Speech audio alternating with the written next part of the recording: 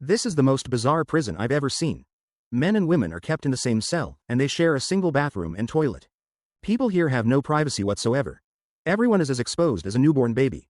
If you think this is paradise, you're gravely mistaken. At any moment, you could be brutally beaten just because the guards find it amusing. There are 3 machine guns with automatic targeting above. If anyone tries to escape, they'll be riddled with bullets in no time. The female lead, Xiaomei, just arrived at this prison and was immediately pulled to the ground by a guard with a whip around her neck. Then, the guard started unzipping his clothes. Xiaomei knew exactly what he meant. Kneeling on the ground, she kept begging for mercy. The male lead, Deshawn, stepped in to rescue her, preserving Xiaomei's dignity. However, Deshawn faced severe punishment. He was locked in an iron cage under the sun, forced to hold a massive boulder weighing 1,000 pounds. If he let go, he would be crushed into a pulp. To intimidate the newcomers, the guard Guangtu Chang randomly picked a female prisoner. Despite Guangtu Chang's constant interference, the female prisoner had to recite the prison rules word for word. Any mistake led to a beating until she lay on the ground, spitting blood. This scene terrified everyone. Bao Bao was so scared that he lost his mind. While handling fish, he stuffed the guts into his mouth, claiming they were delicious. After a day of punishment, Deshawn was dragged into a room by Yu Jing. Severely dehydrated and exhausted, he could only crawl forward slowly. Xiaomei quickly came over and helped him onto the bed, first expressing her gratitude for his help that morning. "Paul, please don't let them hurt you anymore. Why do you care what they do to me?" Both of them smiled. For those caught after attempting to escape, the punishment was even more brutal. It was a bizarre soccer match. Wanmao had 2 plastic balls filled with gasoline tied to his legs. As the game began, the guards could kick the balls at will. Wanmao had to ensure the gasoline didn't spill out of the balls. But with so many guards around, he was kicked so much he could barely stand, let alone take care of the balls. Xiaomei couldn't bear to watch any longer. The warden turned his head around because it was the prison guard's order to make the prisoners feel fear and unable to think. In a short while, Curly was exhausted and couldn't stand up. By then, gasoline had already been spilled all over the ground. Then, the deranged prison guard actually set the gasoline on fire. With a bang, the explosion of the plastic ball turned Curly into ashes. This was the punishment for prisoners attempting to escape. At night, when everyone was asleep, Xiaomei dared to go to the bathroom to take a shower. Deshawn stood at the door keeping watch. At this moment, several prison guards approached. Before Deshawn could make a sound, his mouth was already covered. The lecherous prison guard walked into the bathroom, ready to do something to Xiaomei. Xiaomei used a move called Monkey Steals the Peach, and the prison guard almost lost his branch. Xiaomei had just run out of the bathroom when she bumped into Bald Chang's arms. Fortunately, they didn't do anything and walked away, leaving Deshawn holding Xiaomei tightly, comforting her. The most terrifying thing in the prison was the Battle Royale game, also known as the cat and mouse game. This time, a total of 5 people were selected. Deshawn and Xiaomei were among them. Once the hunt began, they could run through the gate into the jungle. The farther they ran, the safer they would be. As long as they weren't hunted down before dark, they could be free forever. The group entered the jungle in batches. The hunters also started to bring weapons, chasing those who entered the jungle, all racing against time. To avoid pursuit, Deshawn climbed up a cliff, but he was still spotted by Laobai from a distance with binoculars. After aiming with an 8x scope, he pulled the trigger. To make the hunt more interesting, he didn't hit Deshawn directly but forced him to jump into the water. Dajuang was fleeing in the jungle, preparing to set an ambush, deliberately leaving footprints on the ground. Then, he climbed up a tree. When the pursuing prison guard found the footprints and reported to Warden Laobai, Dajuang leapt down from the tree, grabbed the guard's gun, and during Sister Jing's escape, she encountered Dajuang with a gun.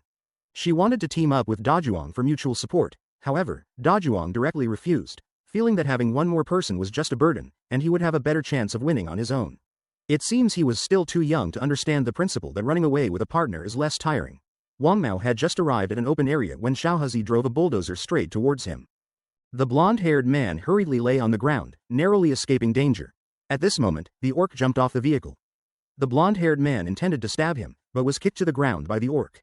The man with the mustache, seeking more excitement, didn't let the blonde-haired man die immediately but wanted to cripple him. Having never seen such cruel methods, after ruining the blonde-haired man's shoes, the man twisted off his toe and ate it. He even remarked that it was crunchy, like chicken. For more fun, the man with the mustache made the blonde-haired man, now missing a toe, run ahead while he chased him with a bulldozer. The blonde-haired man limped along, struggling greatly. Meanwhile, the man drove the bulldozer with ease. When the blonde-haired man could no longer run, he was picked up by the orc and slammed to the ground. After a brutal beating, the blonde-haired man met his end. Da Zhuang, now armed, felt like a VIP, ready to take the initiative with his gun. Just as he reached the grass, intending to lie in ambush, he was simultaneously spotted by Lao Bai and the noblewoman. In an instant, he was surrounded by the two. The noblewoman took advantage of Da Zhuang reloading his gun, rode her BMW up to him, leapt off, and also lay in ambush in the grass. She then used a crossbow to shoot at Da Zhuang, hitting him with several arrows, but none were fatal. Da Zhuang could no longer hold his gun and could only curse in pain. He hadn't crawled far before Lao Bai ran him over with a car. Da Zhuang met his end, and Xiao Mei jumped into a deep ditch. Bald Chang and Da Pang quickly followed her. Lei's sister Jin encountered a pond and planned to drink some water and cool off. At this moment, the noblewoman arrived and struck near Jin with a sword. Frightened, she quickly ran away. The noblewoman kept taunting her, deliberately striking near Jin each time. She was enjoying the thrill of the hunt. Jin was so scared that her face turned pale. Taking advantage of the noblewoman reloading, Jin quickly escaped along the river. The noblewoman chased her on a BMW. After another chase through the jungle, Jin was exhausted and could no longer run. The noblewoman felt she had played enough and, despite Jin's desperate pleas, approached with her sword. Da Shan was running wildly on the road when he was stopped by an orc hiding behind a tree. Da Zhuang was no match for him and was quickly captured. He was dragged to the tree trunk. The man with the mustache intended to use a bulldozer to massage Da Shan at the critical moment. Da Shan broke off a piece of the tree trunk, thrust it into the orc's eye with a whoosh. The orc slumped against the tree. The bulldozer couldn't stop in time and sliced it in half. Da Shan took the opportunity to run away. Xiao Mei reached a sugarcane field and quickly hid inside. Soon, the fat man and Bald Chang also arrived there. To force Xiao Mei out, Bald Chang set the sugarcane on fire. At this moment, Da Shan also arrived. Seeing Bald Chang walk away, Da Shan hurriedly ran inside. The farmer had already arrived. Just as Xiao Mei was about to come out for air, she encountered the armed fat man. The fat man intended to take advantage, but Da Shan arrived just in time and snatched the gun from him. Crying out, he made him impotent. Da Shan pulled Xiao Mei and quickly ran. The group quickly burned to the fat man's side, leaving only screams. Seeing the two escaping, Bald Chang didn't have time to find the fat man and chased after them with a knife. Da Shan and Xiao Mei jumped into the water and floated downstream. When they reached the end of the stream, they found it was actually a small island, meaning they couldn't escape. At this time, Bald Chang also caught up. Seeing Da Shan unarmed, he also put aside his machete, deciding to fight one-on-one, leading to both falling into the water. Da Shan was held down in the water. At the critical moment, he felt a stone and struck Bald Chang's head hard. Then, he quickly took the chance to run out. Bald Chang grabbed a gun to shoot, but Xiao Mei picked up the machete from the ground. As Bald Chang was about to shoot again, Xiao Mei chopped off his hands, successfully counter-attacking. They didn't plan to hide. They decided to take the initiative. On the way, they encountered a mustache man driving a bulldozer.